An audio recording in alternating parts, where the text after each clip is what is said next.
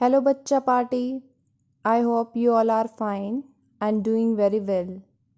Today we are doing following topics. These are following definition: space lattice, translation vector, lattice, basis and crystal structure.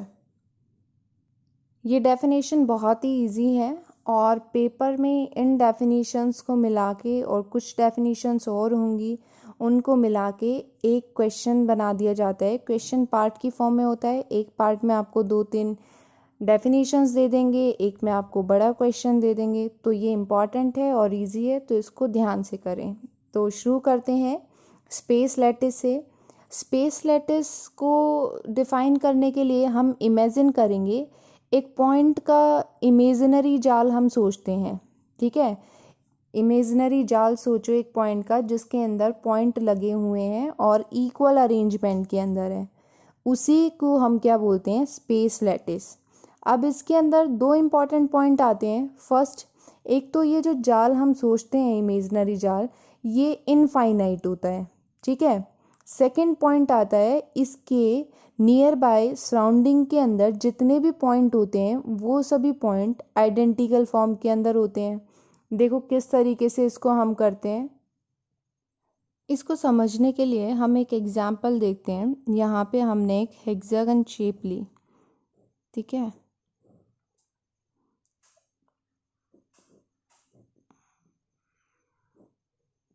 इस तरीके से हम ये hexagon shape draw कर रहे हैं यहाँ पे, और इसके जो कॉर्नर्स है यहाँ पे हम एक पॉइंट को रिप्रेजेंट कर रहे हैं इस तरीके से।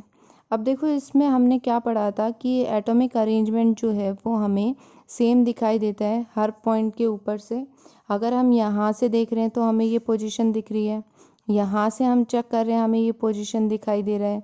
अगर इसमें हम देख रहे हैं तो हमें ये पोजीशन सेम दिख रहा है, यहाँ से हमें पोजीशन सेम दिख रही है, ठीक है। लेकिन अगर हम यहाँ से चेक कर रहे हैं तो क्या हमें पोजीशन दिखाई दे रही है? यहाँ पे यहाँ हमें कोई भी पोजीशन नहीं दिखाई दे रही। तो इसका मतलब ये जो अरेंजमेंट है वो स्पेस लैटिस के अंदर नहीं आएगा। स्पेस लैटिस के अंदर वो अरेंजमेंट आता है जहाँ पे हमें एक लोकेशन से बाकी अरेंजमेंट कैसी दिखाई दे, सेम। जैसे कि अगर हम इस तरीके से ड्रॉ कर रहे हैं तो ये जो पैटर्न कहलाएगा, इस पैटर्न को हम बोलेंगे लैटिस। यहाँ पे आप किसी भी एक पॉइंट को देख सकते हो। अगर हम इस पॉइंट को देख रहे हैं तो हमें यहाँ दिखाई दे रहा है, इस पॉइंट पे भी दिखाई दे रहा है एंड इस पॉइंट के ऊपर भी दिखाई दे रहा है, और इसको हम इनफाइनाइट फॉर्म तक ले सकते हैं और अरेंजमेंट कैसा है? सेम है। तो ये क्या कहलाएगा? लैटिस। अब ये जो स्ट्रक्चर है वो लैटिस नहीं कहलाएगी। दिखने में बहुत सही है, ठीक है, 3D फॉर्म में हम इसको रिप्रेजेंट कर सकते हैं, लेकिन हमें हर पॉइंट से सेम पॉइंट नहीं दिखाई दे रहे। अब अगर हमें कंप्लीट लैटिस जनरेट करना है तो उसके लिए हम एक ट्रांसलेशन ऑपरेशन लगा सकते हैं, और ट्रांसलेशन ऑपरेशन की हेल्प से हमें क्या मिल जाएगा? एक कंप्लीट लैटिस। अब वो ऑपरेशन क्या होता है देखो, उसके लिए हम फॉर्मूला यूज़ करते हैं T = N1 A vector plus N2 B लिख लेते हैं या A2 लिख लो इसको, ठीक है, B vector plus N3 C vector. ये हमने लिखा। यहाँ पे ये जो T है, ये T क्या कहलाएगा? ट्रांसलेशन ऑपरेशन, ठीक है। एंड N1 N2 N3 क्या कहलाएंगे? नंबर। और यहाँ पे जो हम यूज़ कर रहे हैं A B C, ये क्या कहलाएंगे? Translation vector. अब देखो ये ट्रांसलेशन है, ये भी ट्रांसलेशन वेक्टर, सेम हो जाएगा। तो इसको हम नाम देते हैं फंडामेंटल ट्रांसलेशन वेक्टर। इसी का एक और नाम होता है, इसे हम बोलते हैं क्रिस्टल एक्सिस। इसका एक और नाम होता है जिसे हम क्या बोलते हैं? Basis vector. ये फॉर्मूला अगर आप अप्लाई कर रहे हो तो इससे आपको एक कंप्लीट लैटिस मिल जाएगी। इसको हम इस तरीके से डिफाइन कर सकते हैं: displacement of crystal parallel to itself. Displacement जो रहेगा क्रिस्टल का वो पैरेलल ही होगा एक दूसरे के, ठीक है। देखो जैसे हमने इस तरीके से बनाया, इस तरीके से हम ड्रॉ कर रहे हैं, ठीक है। यहाँ पे हमने ए वेक्टर लिया है, अनदर हम यहाँ पे ले रहे हैं बी वेक्टर, और यहाँ पे हमने कंसीडर किया है कि एक पॉइंट है आर, और इस आर पॉइंट तक हमें पहुँचना है। तो इस आर पॉइंट पे पहुँचने के लिए हम क्या करेंगे, ट्रांसलेशन ऑपरेशन लगाएंगे, तभी हमें यहाँ पे वैल्यू मिलेगी। अब देखो ए की जो वैल्यू है इसको हम आगे नहीं बढ़ाएंगे, तो इसका मतलब ए की जो वैल्यू रहेगी वो क्या हो जाएगी, 0।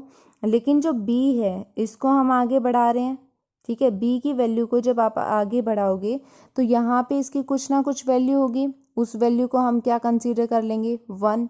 अगर हम ये वैल्यू लेते हैं तो ये इसके इक्वल ही आएगी, ठीक है, 1 के इक्वल। अब हम इसको ट्रांसलेशन ऑपरेशन के अंदर अप्लाई करेंगे। यहाँ पे हमारे पास क्या है, 2 वैल्यू, तो हम यहाँ तक इस फॉर्मूले को यूज़ करेंगे। तो ट्रांसलेशन जो है वो हमारे पास यहाँ क्या आ जाएगा, इस केस में 0a + 1b, इस तरीके से हम इसको लिखेंगे और इसे हम बोलेंगे ट्रांसलेशन वेक्टर। ये सिर्फ उसी केस के अंदर पॉसिबल होगा जहाँ पे क्रिस्टल हमारा परफेक्ट फॉर्म के अंदर है। अगर क्रिस्टल हमारा इम्परफेक्ट है तो वहाँ पे आर की वैल्यू जो है वो सेम नहीं होगी, और जो नंबर्स हम यूज़ कर रहे हैं, जो वेक्टर्स हम यूज़ कर रहे हैं, वो ट्रांसलेशन वेक्टर्स नहीं होंगे और वो क्रिस्टल स्ट्रक्चर को डिफाइन नहीं करेंगे, राइट। अब इम्परफेक्ट क्रिस्टल क्या होगा, अगर लैटिस के बीच में, इन पॉइंट्स के बीच में अरेंजमेंट प्रॉपर नहीं है, गैप इक्वल नहीं है, तो वो हमारा इम्परफेक्ट क्रिस्टल के अंदर आ जाएगा। या फिर देखो, अगर हमने एक पॉइंट यहाँ पे लिया है, या इस तरीके से हम कंसीडर करते हैं, यहाँ पे हमने एक पॉइंट लिया, यहाँ से हम इस पॉइंट के ऊपर चेक कर रहे हैं, और एक पॉइंट हमने ये लिया है यहाँ पे, ठीक है। तो इन दोनों के बीच का जो डिस्टेंस होगा उसको हम ट्रांसलेशन वेक्टर से रिप्रेजेंट करेंगे। तो ये हम मान रहे हैं आर डैश, और इसको हमने मान लिया आर।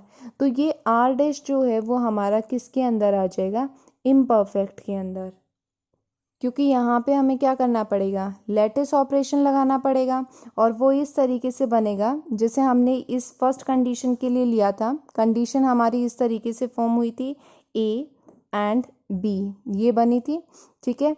और यहाँ पे आपकी पैरेलल फॉर्म में इस तरीके से फॉर्म हो जाएगी। तो ये कंडीशन आ गई आर डैश की। अब इसके लिए अगर हम बनाते हैं तो यहाँ पे क्या बनेगा, एक पैरेललोग्राम बनेगा। तो ये वैल्यू निकालने के लिए हम इसका क्या करेंगे, हाफ लेंगे, और यहाँ पे हम हाफ यूज़ करेंगे और यहाँ पे भी हम हाफ यूज़ करेंगे। ये कंडीशन हमारी परमिटिव और ये नॉन परमिटिव यूनिट सेल में आती है। परमिटिव सेल वो होते हैं जिनकी वॉल्यूम बहुत ही स्मॉल होती है। लैटिस पॉइंट्स जो हैं वो कॉर्नर के ऊपर लाई करते हैं। नेक्स्ट टॉपिक आता है लैटिस। लैटिस जो है वो एक डेफिनेट अरेंजमेंट होता है। 3 डायमेंशन के अंदर हम पॉइंट्स को अरेंज करते हैं। सराउंडिंग एनवायरनमेंट जो है वो आइडेंटिकल होता है with respect to every other point, ठीक है। उसे हम बोलते हैं लैटिस पॉइंट। पीछे अभी हमने पढ़ा था, लैटिस पॉइंट को हम इस तरीके से रिप्रेजेंट करेंगे। अगर लैटिस पॉइंट को हम यहाँ पे रिप्रेजेंट करते हैं 3 डायमेंशन के अंदर, तो सभी पॉइंट्स क्या होंगे, आइडेंटिकल होंगे एक दूसरे के रिस्पेक्ट में। और अगर पेपर पे हम ड्रॉ करते हैं तो ये हमारा 2 डायमेंशन में आ जाएगा, और 2 डायमेंशन के अंदर ये हमें एक नेट की तरह दिखाई देगा, ठीक है। ये हमारा कहलाएगा लैटिस। अब देखो एक एग्जाम्पल ले सकते हैं। अभी कोविड सिचुएशन है, आपने देखा होगा कि जो रोड्स हैं उनके ऊपर इस तरीके का फॉर्मेट बना हुआ है सोशल डिस्टेंसिंग के लिए, ठीक है। तो ये जो पॉइंट्स हैं, ये पॉइंट्स किसको रिप्रेजेंट कर रहे हैं, लैटिस पॉइंट को। और जब यहाँ पे कोई आके खड़ा हो रहा है इन पोजीशंस के ऊपर, तो वो इन पोजीशंस को कवर कर रहा है, तो वो क्या कहलाएगा, बेसिस कहलाएगा, ठीक है। अनदर एग्जाम्पल हम ले सकते हैं, यहाँ पे आपका क्लासरूम के अंदर नंबर ऑफ बेंचेस हैं, सभी एक प्रॉपर अरेंजमेंट के अंदर हैं, सबके बीच में इक्वल गैप होगा। बेंचेस जो हैं वो खाली हैं, तो वो एक लैटिस की तरह एक्ट कर रहे हैं, और जब आप उनको ऑक्यूपाई कर रहे हो, कवर कर रहे हो, तो वो क्या कहलाएंगे, बेस, ठीक है। और जब लैटिस और बेस कंबाइन होगा तो वो क्या कहलाता है, क्रिस्टल स्ट्रक्चर। इस तरीके से इसे हम नोट करेंगे, ठीक है। ऐसे हमें लिखना है लैटिस, बेसिस, क्रिस्टल स्ट्रक्चर। ये टर्म्स आगे भी बार बार रिपीट होंगी, तो इन्हें अच्छे से समझ लें। अगर आपको कोई भी डाउट है तो कमेंट बॉक्स में आप अपना डाउट लिख सकते हैं। आपका आज का क्वेश्चन है क्रिस्टल स्ट्रक्चर का आपको एग्जाम्पल लिखना है, ठीक है। जो एग्जाम्पल मैंने बताए इनको छोड़ के कोई अनदर एग्जाम्पल आप बताओगे। Thank you for watching my video.